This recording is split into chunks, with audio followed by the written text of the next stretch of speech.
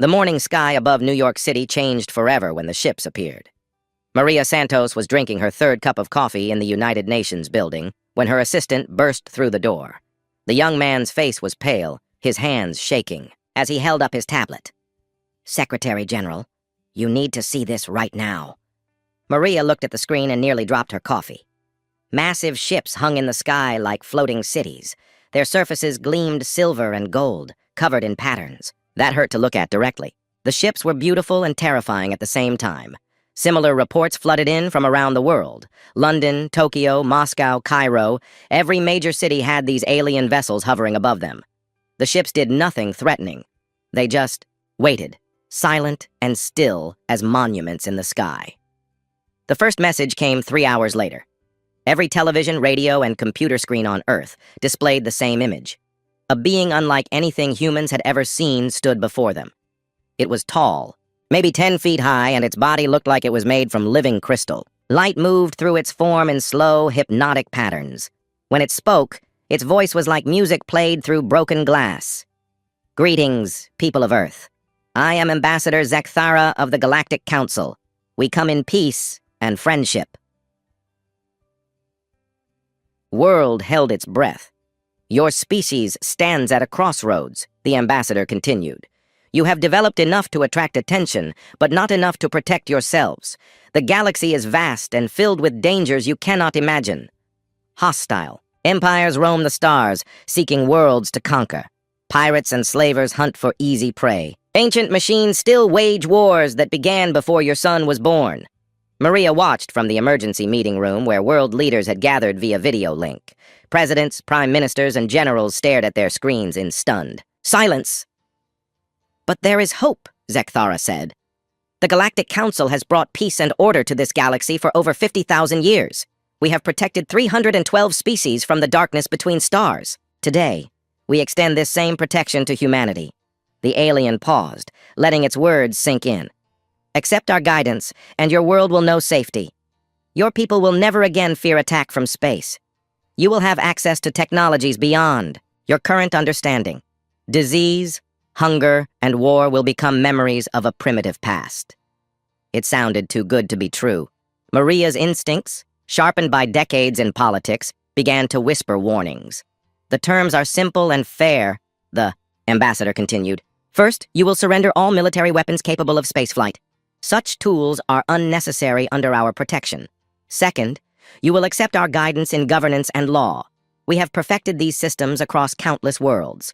Third, you will contribute to the greater galactic community through resources and labor, as determined by the Council." There it was. The catch. "You have 72 of your hours to consider our offer. Choose wisely.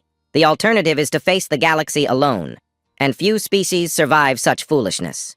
The transmission ended, leaving Earth in chaos. The next 3 days were the longest in human history. Emergency sessions ran non-stop in every capital. Military leaders dusted off files marked impossible scenarios. Scientists worked around the clock to learn anything they could about the alien ships. The vessels remained perfectly still, but they watched. Every attempt to scan them was blocked. Every aircraft that flew too close was gently pushed away by invisible force fields. The ships were clearly more advanced than anything humanity had ever built. Public opinion split down the middle. Half. The world begged their leaders to accept the alien offer. They had seen too many movies about hostile aliens. If these beings wanted to help, why refuse?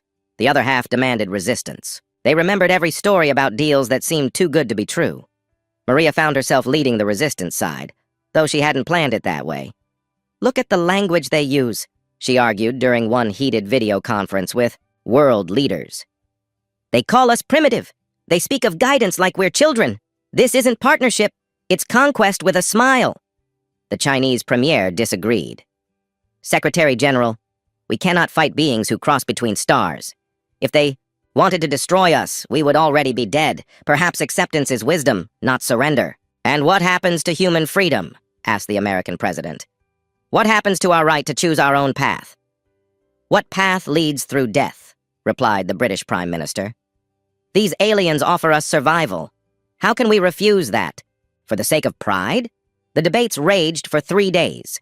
Military advisors presented classified reports about Earth's true defensive capabilities. The information was more encouraging than most world leaders had expected, but still sobering when compared to technology that could cross the galaxy. On the final day, as the deadline approached, Maria stood before the United Nations General Assembly. Representatives from every nation on Earth filled the Great Hall, their faces tense with the weight of their decision.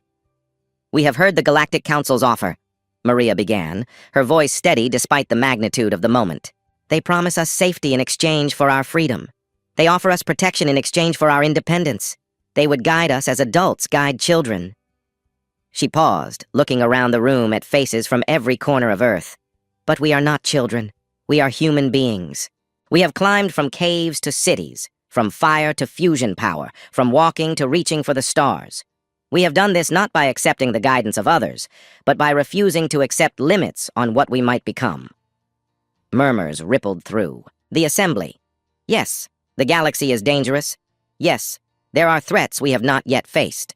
But there are also possibilities we have not yet imagined. If we surrender our weapons, how will we defend the innocent? If we surrender our governance, how will we ensure justice? If we surrender our freedom to choose, what separates us from slaves? The Chinese representative stood. "Secretary General, with respect, ideals cannot stop starships. What you call freedom, others might call suicide." Maria nodded. "Perhaps, but here is what I know about humanity. We are at our best when the odds are against us. We are strongest when we have no choice but to be strong. We are most human when we refuse to be anything else." She turned to address not just the assembly but the cameras broadcasting to the world. "I propose we send our answer to the Galactic Council. We thank them for their offer. We acknowledge the dangers they describe, but we respectfully decline their protection. Humanity will defend itself." The vote was close, closer than anyone had expected. But when the final tally was announced, the decision was clear. Humanity would reject the alien offer. 2 hours before the deadline, every screen on Earth again showed Ambassador Zekthara. This time, the alien's crystalline form seemed dimmer, the lights within it moving more slowly. "People of Earth." The voice was the same musical broken glass, but colder now. "We have received your answer.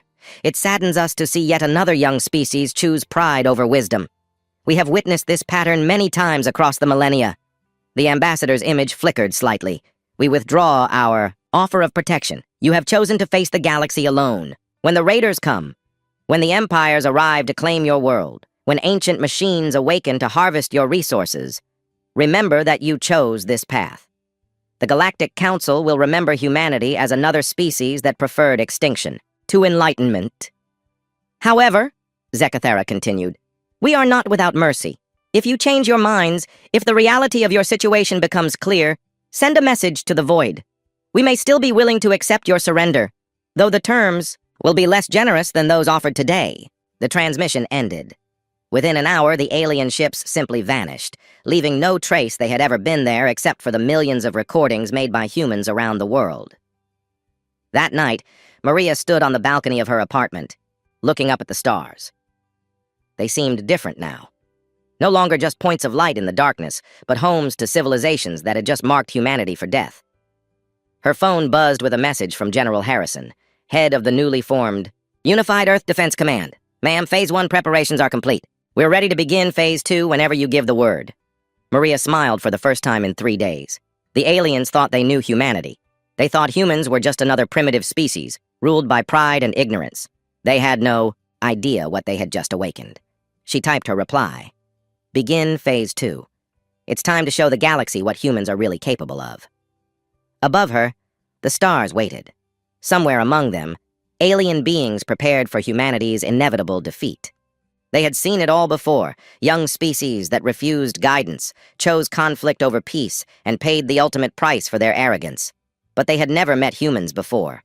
The galaxy was about to learn the difference between pride and determination. It was about to discover that some species don't just survive impossible odds, they thrive on them. Earth's real response to the Galactic Council was just beginning. News of humanity's rejection spread across the galaxy faster than light itself. On the massive space station called Nexus Prime, thousands of alien traders paused their business to watch the recordings from Earth. The station's central plaza filled, with beings from dozens of species, all watching the human Secretary General deliver her defiant speech on floating holographic displays. A Vorthak merchant, His 6 arms loaded with rare crystals began to laugh. The sound was like grinding metal, harsh and unpleasant to most species. Other aliens joined in, creating a symphony of alien amusement that echoed through the station's corridors. "Look at the little primates," wheezed Gorks the traitor, his tentacles quivering with mirth. "They think they can fight the galaxy with their tiny metal ships." His business partner, a floating gas being called Shimmer, pulsed with colors that meant extreme humor in her species. "I have studied their warships through public data feeds. Their largest vessels are smaller than our cargo shuttles. Their most powerful weapons would barely scratch a council patrol ship." "Perhaps we should place bets," suggested a reptilian Skex diplomat nearby. "How long will they last?" "I say 6 rotations before they beg for the council's protection."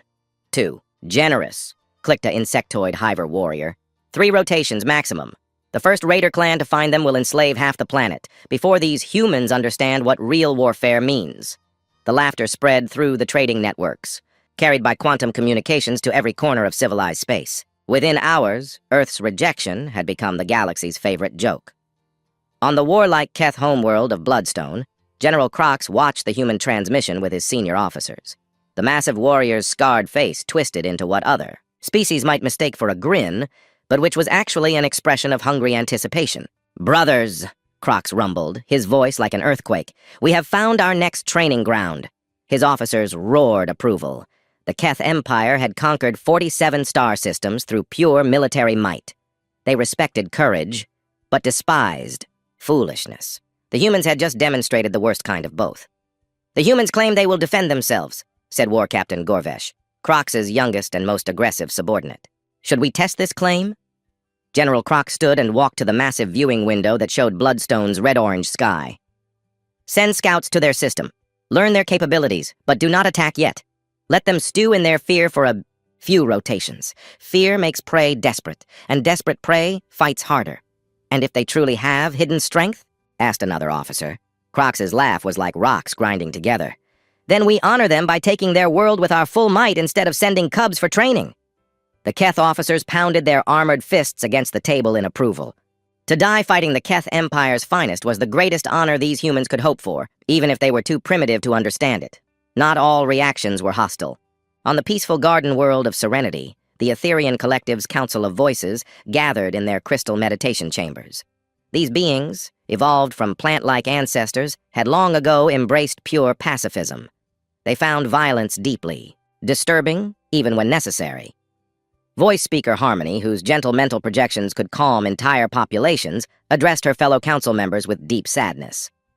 "The young humans have chosen a path of suffering," she communicated through emotional harmonics rather than words. "They do not understand what they have brought upon themselves." "Should we warn them?" asked voice speaker Serenity.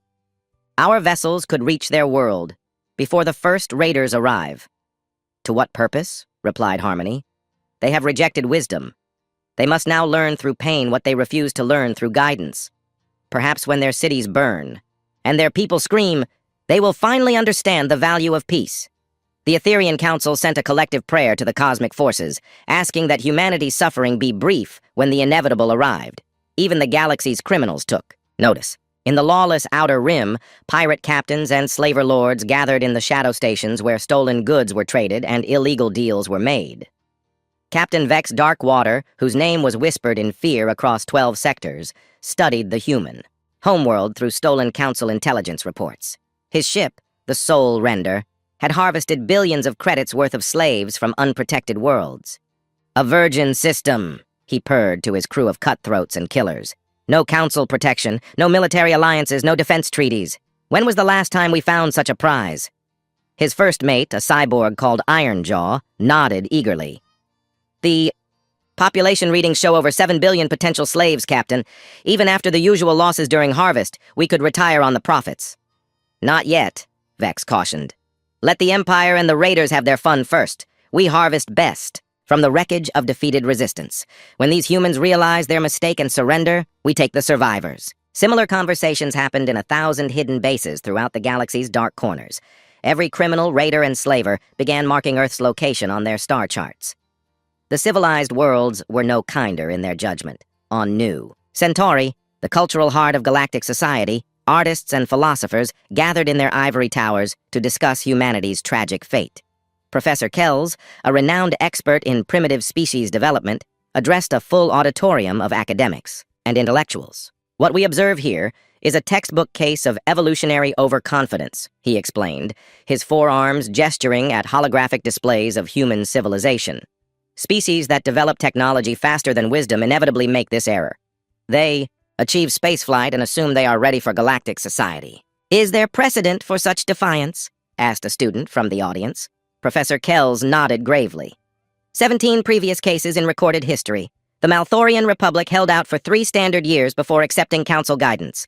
The Zephyrian Commonwealth lasted only 6 months. The longest resistance was mounted by the Valdorian Empire. Nearly 5 years of futile struggle before they embraced civilized behavior.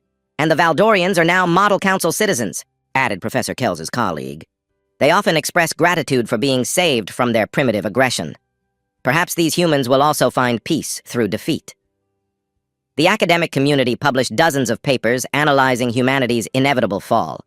Betting pools opened on major worlds, with odds heavily favoring humanity's surrender within 1 galactic standard year.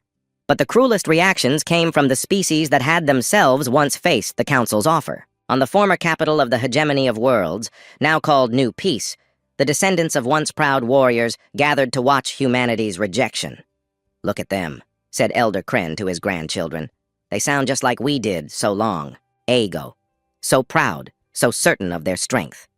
His grandchildren, raised under council guidance, found their ancestors' words disturbing. They had learned in school that their people's warrior past was a shameful period of violence and ignorance.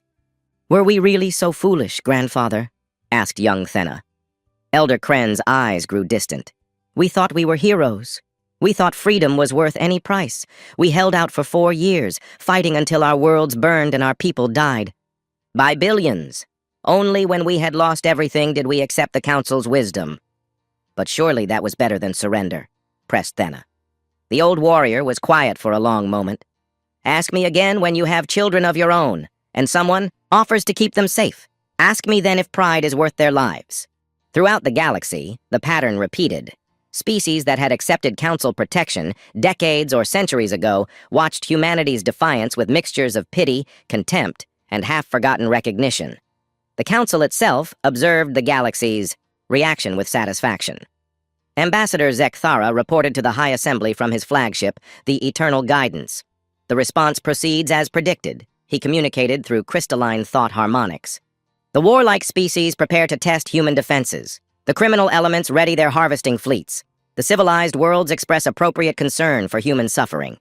High Counselor Prism, eldest and wisest of the council, responded with cool approval. The humans will serve as an excellent reminder to other young species. When their resistance inevitably fails, we will broadcast the results across the galaxy. Perhaps the next species to achieve spaceflight will choose wisdom over pride. "And if they somehow surprise us?" asked another council member. Prism's crystalline form pulsed with amusement. "Honored colleague, we have guided this galaxy for 50,000 years. We have seen every possible form of primitive defiance.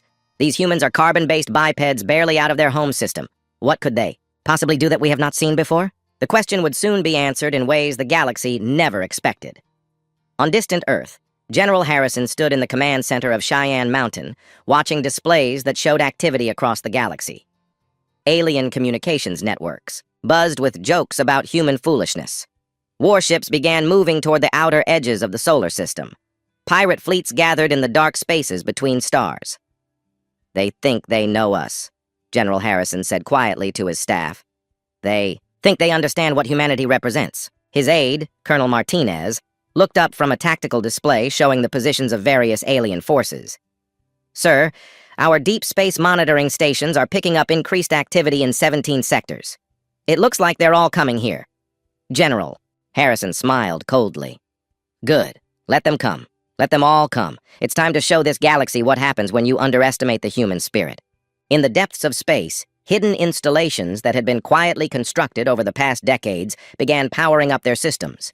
Weapons that had been disguised as civilian infrastructure came online. Ships that had been hidden in asteroid. Fields and gas giants prepared for battle. The galaxy was laughing at humanity's rejection of protection. Soon, that laughter would turn to screaming. 6 months after the Galactic Council's departure, the first hunters arrived at Earth. War Captain Gorvesh of the Keth Empire stood on the bridge of his flagship, the Blood Harvest, staring at the small blue world through his ship's viewing screens. Behind him, 5 more Keth warships hung in space like metallic predators, their weapon systems ready for battle. "This is their homeworld?" asked his second-in-command, Lieutenant Krex. "It is smaller than I expected." Gorvesh nodded, his scarred face showing disappointment. Intelligence reports indicated a population of over 7 billion. I had hoped for a more impressive world to justify the Empire's attention. The Keth war fleet was not massive by galactic standards, just 6 ships carrying a total of 12,000 warriors. But these were experienced fighters, veterans of campaigns across the galaxy's rim territories. For a primitive species like humanity, they represented overwhelming force. "What of their defensive capabilities?" asked Lieutenant Krex. "Scans show basic orbital facilities," replied the ship's sensor officer. "Chemical rockets, simple satellites, primitive space stations. Their largest vessels appear to be cargo carriers and research platforms. No significant military presence. Detected." Gorvesh felt his battle lust cooling. This would not be the glorious combat he had hoped for. Still, duty was duty, and the Empire had claimed this system for training purposes. "Open communications," he commanded. "Let us give these humans the honor of hearing their fate." Every electronic device on Earth suddenly displayed the same image. A massive reptilian creature in ornate battle armor, standing against a backdrop of stars and warships. When Gorvesh spoke, his voice was like grinding stone, translated into dozens of human languages simultaneously. "Humans of Earth," he began, "I am War Captain Gorvesh of the Keth Empire. Your world has been marked for conquest. In 1 of your hours, we will begin orbital bombardment of your major cities. You may surrender now and be granted the honor of serving the Empire as slaves, or you may resist and die as warriors. Choose quickly." The transmission ended, leaving Earth's population in chaos. Emergency broadcasts filled every channel as governments struggled to coordinate a response. In the command centers scattered across the globe, military leaders waited for orders that would determine humanity's fate. On the Keth flagship, Gorvesh settled back to wait. In his experience, most species chose surrender. The few that chose resistance rarely lasted more than a few minutes against Empire firepower. The response came exactly 1 hour later, broadcast on all frequencies from somewhere on the planet's surface. A human female in military uniform appeared on Gorvesh's communication screens. Her hair was gray, her face marked by years of command, but her eyes burned with the fire of someone who had never backed down from a fight. "This is Admiral Chen Wei of the United Earth Defense Force," she said calmly. "War Captain Gorvesh, you have entered human space without permission. You have threatened the lives of innocent civilians. You have exactly 10 minutes to withdraw. Your ship's beyond the orbit of Pluto, or we will consider your actions an act of war." Gorvesh stared at the screen in amazement, then began to laugh. His officers joined in, their harsh voices echoing through the ship's corridors. "Did you hear that?" Gorvesh wheezed between laughs. "They give us orders! They threaten us with war! These primitives think they can intimidate the Keth Empire!" Lieutenant Krex wiped tears from his eyes. "Should we inform them of their mistake, Captain?" "Oh, yes," Gorvesh replied. "Let us show them what real warfare looks like. All ships, prepare for orbital bombardment. Target the largest population centers first." The Keth warships powered up their main weapons, energies building to levels that could crack continents. Across the fleet, warriors prepared for the easy victory that would follow the planet's surrender. But something was wrong. "Captain," called the sensor officer, his voice suddenly tense.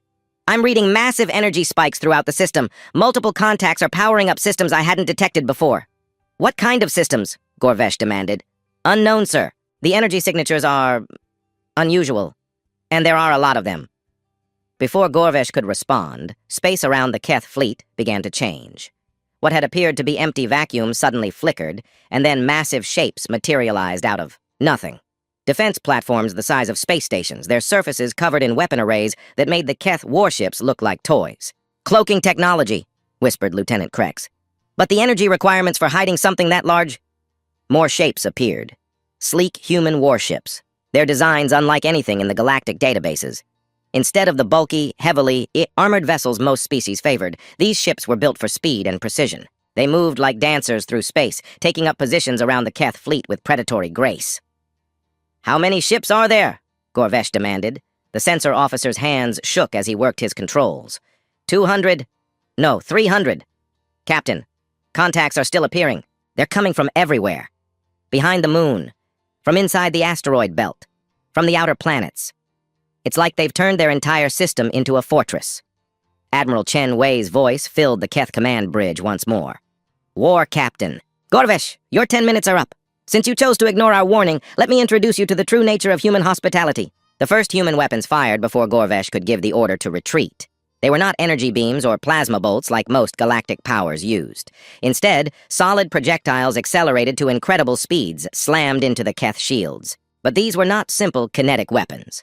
Each projectile was a marvel of human engineering, designed to penetrate energy barriers and deliver payloads of exotic matter that disrupted the fundamental forces holding atoms together. The Keth ship, Bone Crusher, died first, its shields collapsing under the impact of a single human torpedo. The projectile punched through the hull like it was paper and then detonated inside the ship's reactor core. The explosion was visible from Earth's surface. "Return fire!" Gorvesh roared. "All ships, return fire!" The Keth weapons were powerful, enough to boil oceans and crack moons. They had never failed to destroy any target they were fired at. But as the energy beams lanced out toward the human ships, something impossible happened. The human vessels simply weren't there anymore. They moved faster than anything that size should be able to move, slipping between energy beams like fish, through water. Their acceleration was so sudden and violent that it should have killed their crews, but somehow the ships continued to function perfectly. "How are they moving like that?" Lieutenant Krex demanded. The answer came from the Keith, Fleet's science officer. "Captain, I'm reading gravitational anomalies around each human ship. They're not using conventional drives. They're manipulating local space-time to achieve movement without inertia." Gorvesh felt cold dread settling in his stomach. Gravitational manipulation was advanced technology, the kind usually reserved for ancient races that had mastered the fundamental forces of the universe. These humans were supposed to be primitives. The second Keth ship died when 3 human vessels surrounded it and fired simultaneously. Their weapons weren't just kinetic projectiles anymore. Streams of energy that somehow bent and curved through space struck the War Pride from 6 different angles at once. The proud warship came apart like a flower blooming in reverse. "We need to retreat," Lieutenant Krex said quietly. Gorvesh wanted to argue, but another Keth ship exploded before he could speak. The humans weren't just winning, they were playing with their opponents. The human ships moved in perfect coordination, like they shared a single mind. Every shot they fired hit its target. Every move they made seemed to anticipate Keth tactics before the Keth themselves decided what to do. "All ships, withdraw to hyperspace," Gorvesh ordered, his pride finally overcome by survival instinct. "Captain," the navigation officer reported, "hyperspace drives are not responding. Something is interfering with our jump calculations." The main screen, Admiral Chen Wei, appeared once more. This time she was smiling. "I'm afraid we can't let you leave just yet, War Captain. You came here to teach us about warfare. It would be rude not to return the favor." Around the remaining Keth ships, human vessels closed in like a net. But instead of destroying them, the human weapons fired different projectiles, devices that latched onto the Keth hulls and began cutting through armor with surgical precision. "They're boarding us," reported Lieutenant Krex in amazement. "But how did they get through our shields?" The answer became clear when the first human soldiers appeared on the Keth flagship's bridge.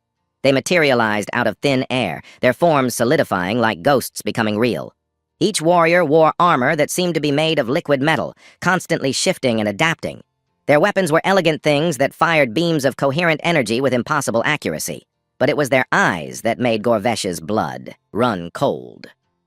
Behind their helmet visors, human eyes burned with an intensity he had never seen before. These were not the frightened primitives he had expected to conquer. These were predators, and he was their prey. The battle for the ship lasted 17 minutes. When it was over, every Keth warrior was either dead or unconscious. The humans had moved through the ship like a plague of efficient death, neutralizing resistance with a combination of superior technology and terrifying tactical skill.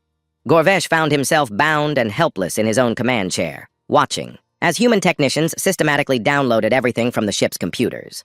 The surviving members of his crew were treated with professional courtesy, their wounds tended by human medics who worked with surprising gentleness. Admiral Chen Wei materialized on the bridge, her armored form imposing even to a Keth warrior. She looked down at Gorvesh with something that might have been pity. "War Captain, you came here to conquer Earth. Instead, you've given us a valuable gift." What gift? Gorvesh spat. Information, Admiral Chen replied.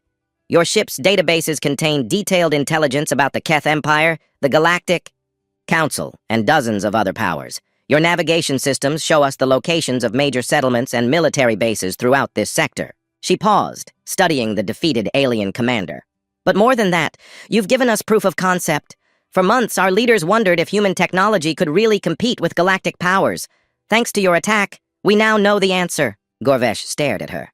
You planned this? You wanted us to attack? We hoped someone would test our defenses, Admiral Chen admitted. We needed to know if our preparations were adequate. You volunteered for that role when you threatened our world. She gestured to the tactical displays, which showed the complete destruction of the Keth attack fleet. Only Gorvesh's flagship remained intact, and only because the humans had chosen to capture rather than destroy it. Your surviving crew will be returned to Keth space with a message for your empire. Tell them what you found here. Tell them that humanity is not the easy prey they expected. Admiral Chen's smile was sharp as a blade. And tell them that we're just getting started. The footage of the Keth Empire's defeat spread across the galaxy faster than their ships could carry warnings home. War Captain Gorvesh's surviving vessel limped back to Keth space with its hull scarred and its crew traumatized. When the recordings of the battle reached military headquarters on Bloodstone, General Crox watched them 7 times before he could accept what he was seeing. Impossible, he rumbled, his massive claws scraping against the metal table. Our ships are the finest in the galaxy. Our warriors have conquered 47 systems. How did primitives destroy an entire battle group? His staff officers had no answers. The human tactics were unlike anything in their databases. The technology was beyond their understanding. Worst of all, the humans had made it look easy. But the military footage was nothing compared to what came next. 3 days after the Keth defeat, every communication network in the galaxy received the same transmission. It appeared simultaneously on military channels, civilian networks, trade frequencies, and even the Council's secure lines. The humans had somehow hijacked every major broadcast system across thousands of light years. President Elizabeth Jackson stood behind a podium in the White House, but the camera showed more than just her office. Through computer-generated reality, the image expanded to show Earth itself, a blue marble suspended in space, surrounded by the massive defense platforms that had destroyed the Keth fleet. When President Jackson spoke, her words were translated into over 4,000 galactic languages. People of the galaxy, she began, her voice calm but carrying absolute authority. 3 days ago, the Keth Empire attacked our world.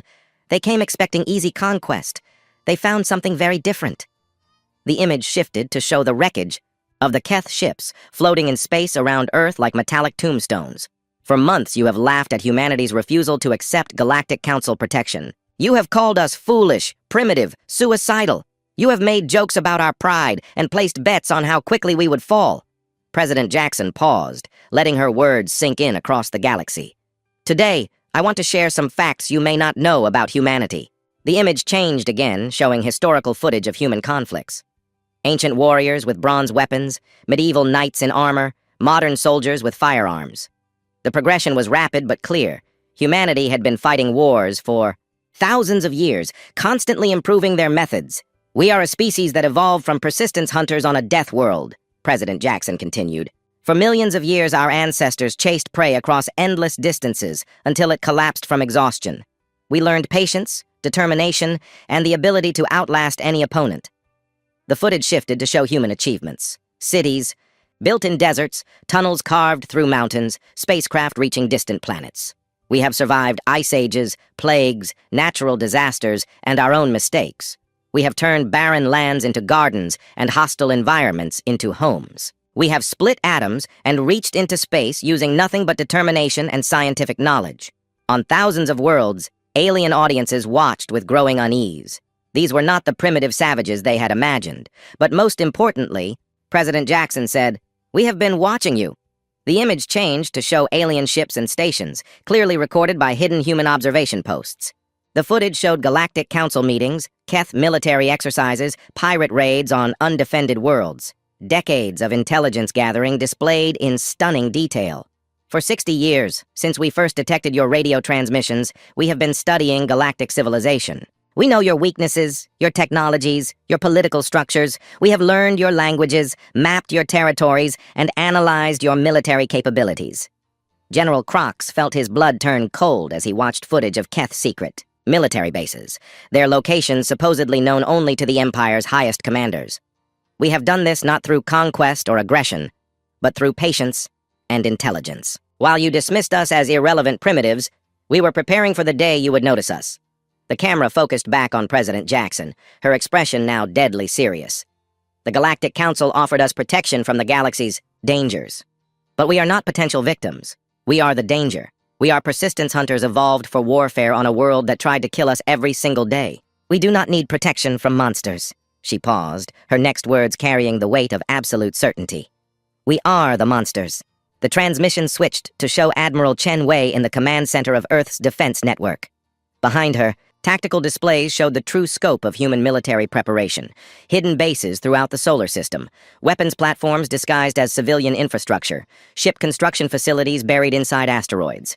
This is Admiral Chen Wei commanding the Sol defense grid. For the past 40 years, while the galaxy ignored us, we have been building.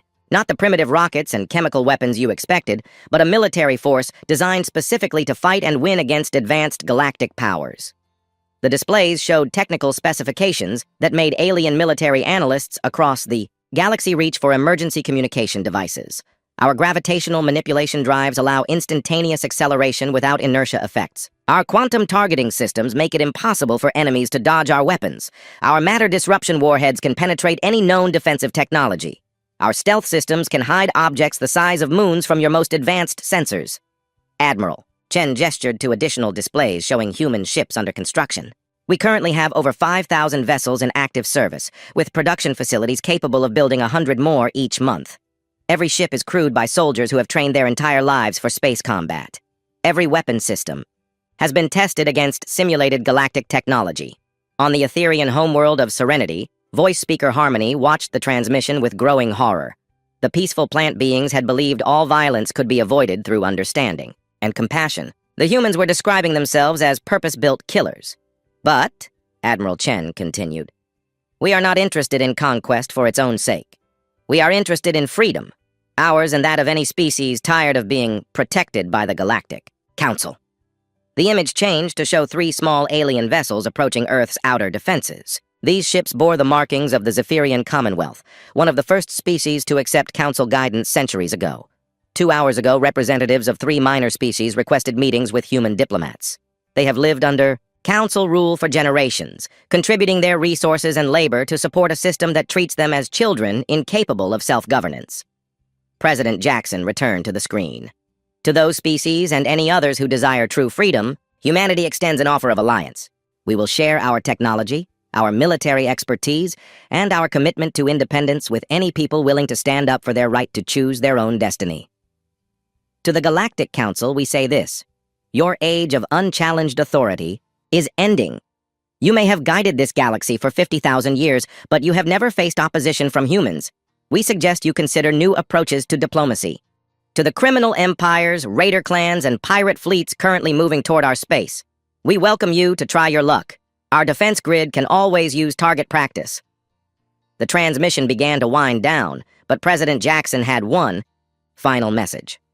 To every species watching this broadcast, you have a choice to make. You can continue accepting protection from those who treat you as inferiors, contributing your wealth and freedom to maintain their power.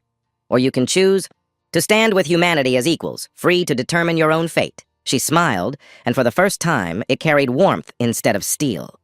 We know this galaxy contains countless species capable of greatness. We have watched you create art, music, literature, and scientific wonders that inspire us. You are not children who need guidance. You are not primitives who need civilization. You are people who deserve the chance to reach your full potential. The age of protection is ending. The age of partnership begins now. The transmission ended, leaving the galaxy in stunned silence. On Nexus Prime, the trading station where aliens had laughed at humanity's defiance, merchants and diplomats stared at blank screens in shock. The jokes had died in their throats, replaced by frantic calculations about what human military power meant for galactic trade routes. In the Keth Empire, General Crox called an emergency meeting of the High Command. For the first time in the Empire's history, they faced an enemy that had defeated them through superior technology rather than brute force. Military strategists worked through the night, trying to find weaknesses in human defenses that might not exist. The Galactic Council's High Assembly convened in emergency session aboard their capital ship, Eternal Guidance. For 50,000 years, they had maintained order through a combination of superior technology and political manipulation. Now they faced a species that had apparently surpassed them in both areas. High Counselor Prism's crystalline form pulsed with confused patterns of light as he addressed his fellow council members. "How is this possible?" he demanded. "Our surveillance networks detected no significant military construction in the human system. Our intelligence indicated primitive chemical rockets and basic nuclear weapons." Ambassador Zekathara, recently returned from his failed diplomatic mission to Earth, flickered with embarrassment. "The humans must have been using some form of advanced concealment technology," he admitted. "Their true capabilities were hidden from our sensors." "But where did they acquire such technology?" asked another council member. "They were isolated, with no contact with galactic civilization." The answer was disturbing. Humanity had developed advanced technology independently, without guidance or assistance. This contradicted everything the council believed about species development. "What do we do?" asked the youngest council member. For the first time in millennia, the Galactic Council had no easy answer. But across the galaxy, others were finding their answers quickly. On dozens of worlds, species that had lived under council protection for generations began to whisper about human offers of alliance. Freedom, the humans had said. Partnership as equals rather than submission as inferiors. The word spread like wildfire through the galaxy's communication networks, carried by quantum transmissions and hyperspace couriers. Freedom. It was a concept the galaxy had almost forgotten. But now, for the first time in 50,000 years, it seemed possible again. The humans had not just rejected the Council's protection, they had offered the galaxy something better. The final confrontation came exactly 1 year after humanity rejected the Council's protection. High Counselor Prism stood in the command center of the massive dreadnought Universal Harmony, watching his fleet assemble in the darkness beyond. Earth's solar system. 10,000 ships from 12 different Council species had answered the call. It was the largest military force assembled in galactic history. "Status report," Prism commanded, his crystalline form pulsing with determined light patterns. Fleet Admiral Zorn, a heavily armored Catharan war leader, consulted his tactical displays. "All Council fleets are in position, High Counselor. We have overwhelming numerical superiority. Even if human technology is advanced, they cannot match the combined might of 12 civilizations." Around them, the command bridge bustled with activity as beings from across the galaxy coordinated the assault on humanity's homeworld. This was not just about defeating a rebellious species anymore. 300 worlds had declared independence from Council protection in the past year. Inspired by humanity's example, the galaxy was falling into chaos. "The humans have corrupted everything we built," Prism said quietly. 50,000 years of peace and order, destroyed by primitives who refused to accept guidance. "They will not refuse much longer," Admiral Zorn replied. "Once Earth burns, the other rebels will see the futility of resistance." But something was wrong with the tactical displays. "Admiral," called the fleet's sensor officer, "I'm reading massive gravitational distortions throughout the system. Energy signatures are spiking across all wavelengths." "Human defense platforms powering up," Admiral Zorn said dismissively. "We expected this. Their orbital weapons cannot match the firepower of 10,000 warships." The sensor readings became more urgent. "Sir, the distortions are increasing. I'm seeing spatial anomalies forming around every major planetary body in the system." High Counselor Prism moved to examine the displays personally. What he saw defied understanding. Space around Jupiter was bending, reality itself warping as massive structures materialized out of nothingness. Similar distortions appeared near Mars, Venus, and the asteroid belt. "Cloaking technology," he whispered.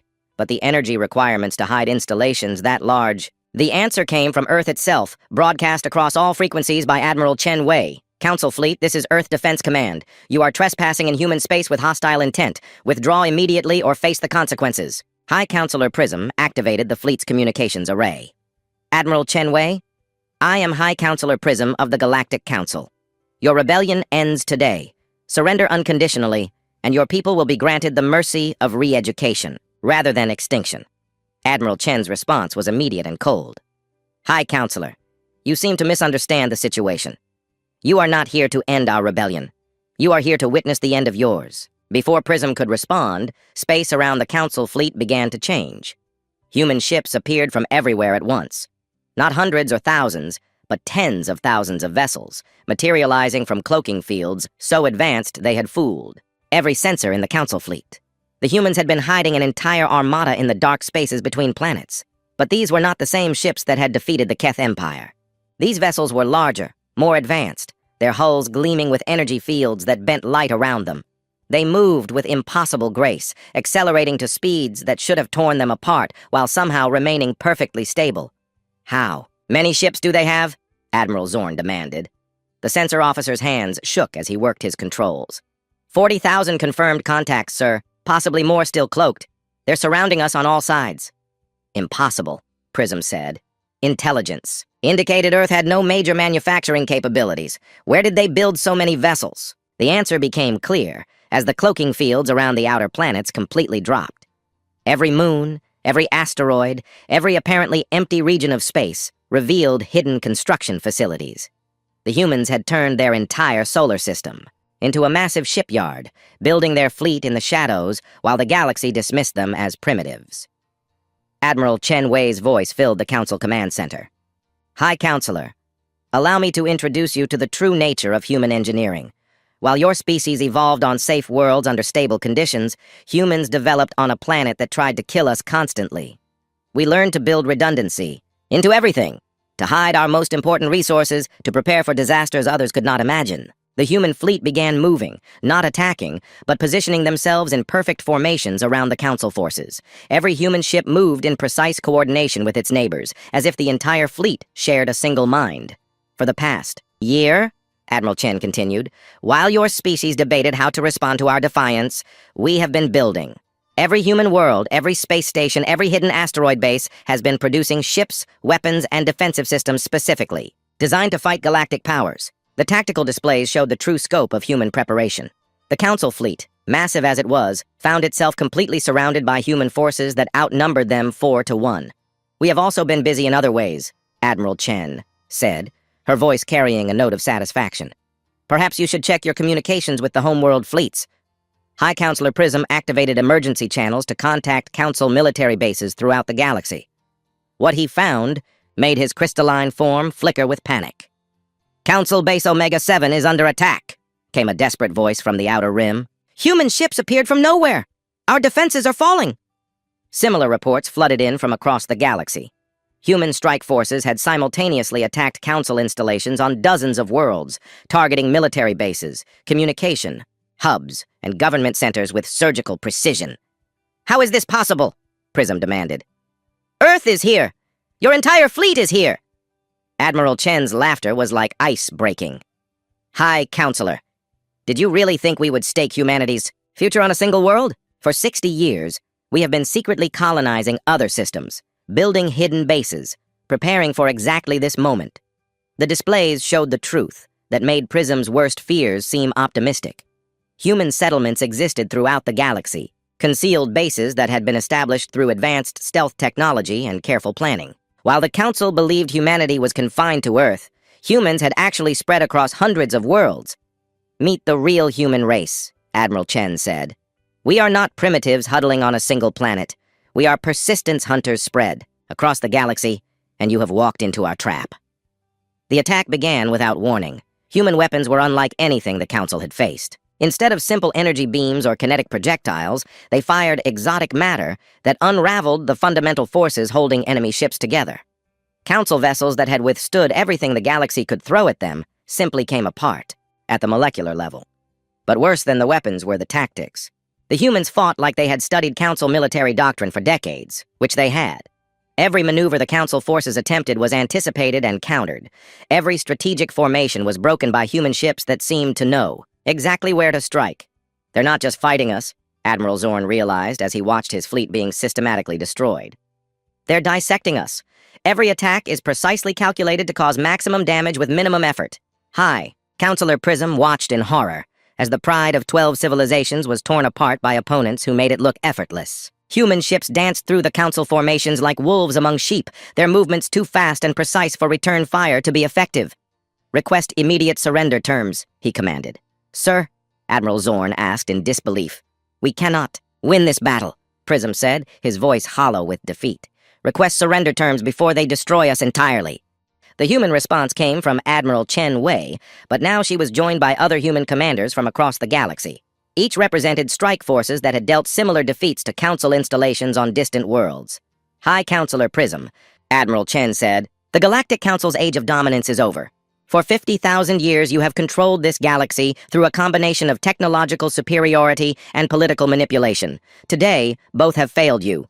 The human fleet had stopped firing, but they maintained their encirclement of the surviving Council ships. Less than half the original 10,000 vessels remained combat effective. "We offer you the same choice you once offered humanity," Admiral Chen continued. "Accept our guidance, and your people will be allowed to live in peace. Continue your resistance, and face the consequences of defying those stronger than yourselves." "What are your terms?" Prism asked, his crystalline form dim with defeat. "Simple," replied Admiral Chen.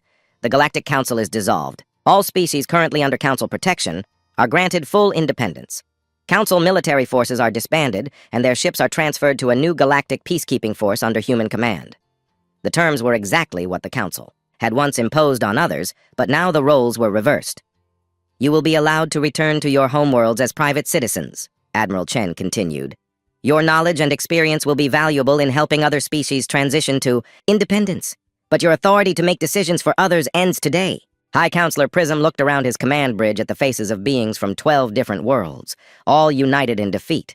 For 50,000 years, they had believed their system was the only way to maintain galactic peace. Now they faced proof that they had been wrong. "I accept your terms," Prism said quietly.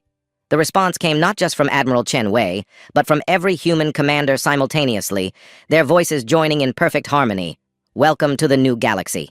Across the dark spaces between stars, the word spread faster than light itself. The Galactic Council had fallen.